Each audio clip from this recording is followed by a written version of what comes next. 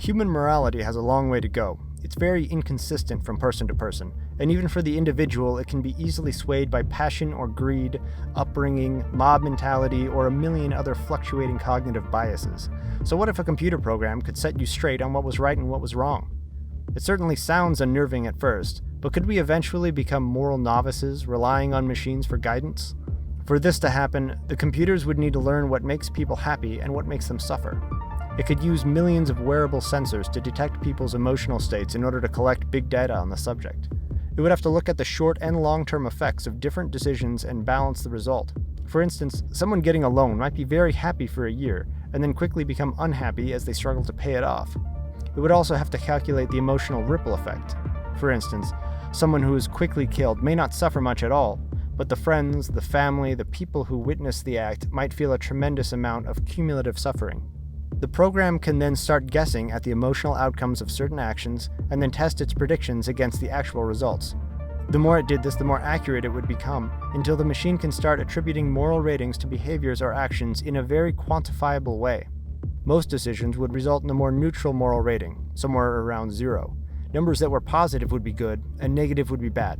This moral rating, or MR, could then be ascribed to nearly anything you wanted to check in on, like corporate actions, maybe creating a law that grants corporations tax breaks or incites penalties depending on their moral rating.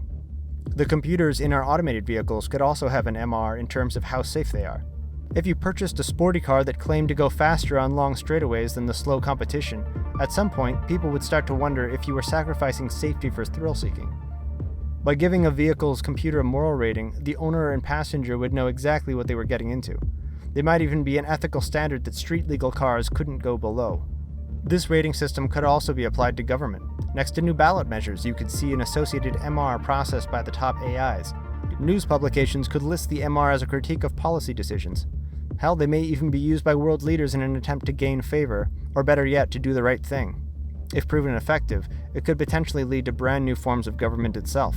That is, of course, if nothing goes horribly wrong. It could be that this becomes just another way that corporations can manipulate us.